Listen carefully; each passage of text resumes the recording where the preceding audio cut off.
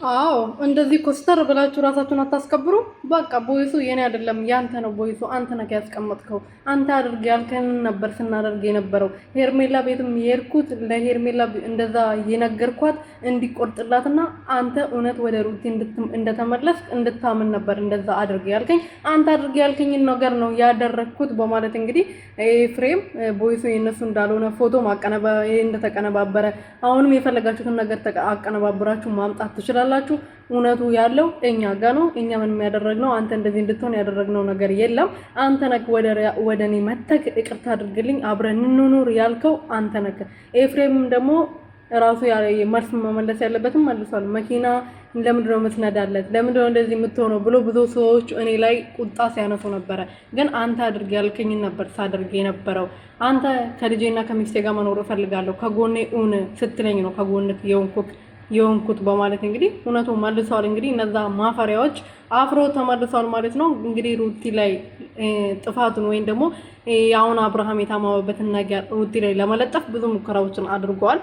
እኔ ታምሜ እዛ ጋር ስቼ ስወርቅ ምን ሆና ነው ወደ ቤት የላትም እንዴ ወደ ቤቷ አትመልሷትም ብለ ስትናገር ያኔ ጤነኛ ነበርኩ ወይ ብላ እንግዲህ ስትጠይቀው ነበርና አዎ በቃ መታመምሽ ምንም መስሎ አልታየውም። ምክንያቱም አይወድሽም፣ ለአንቺ ቦታ የለውም። ሩቲ እኮ አንድ ነገር ብትሆን በአንዴ ነበር ተንገብጎ እያለቀሰ ሄዶ የሚያነሳት። እንደማይወድሽ እንደማያፈቅርሽ በዚህ ራሱ መረዳት ትችያለሽ። አንቺ የሆንሽ ደነስ ስለሆንሽ ነው እንጂ ማለት ነው። ሰላም ቤተሰቦቼ እንዴት ናችሁልኝ? እኔ ያለው እግዚአብሔር ይመስገን።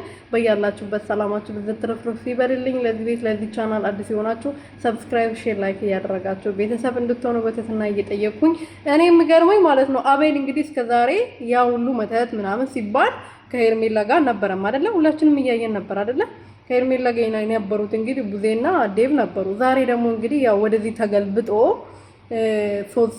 ሶሊያንንም ማርታንም ትቶ ወደዚህ ተገልብጦ እንግዲህ ከሄርሜላ ጋር ማስረጃው እኛ ንጹዎች ነን፣ መጠርጠር የሌለብህም ሰውን የጠረጠርከው አሁንም ነገም ቢሆን ሩታና ኤፍሬም ናቸው የመታመም ምክንያት እያለ እንግዲህ አብርሃምን ለማሳመን ብዙ ሙከራዎች ሲያደርግ ነበረ። አብርሃም ደግሞ እንግዲህ አሁንም አላመነም። ቀጣይ ቪዲዮ ይኖረዋል ማለት ነው። ለማንኛውም ሩትዬ ዛሬ አስደስተሽኛል። ምክንያቱም ምንም ያላለቀሽ ምናምን ኮስተር ብለሽ የአብርሃም ድምጽ እንደሆነና ቅንብር እንደሆነ ነው ተናግረሽ ልክ ነግረሻት የሄድሽውና ከትላንትና ወዲያ ቪዲዮ የዛሬው ይሻላል። ተመስገን።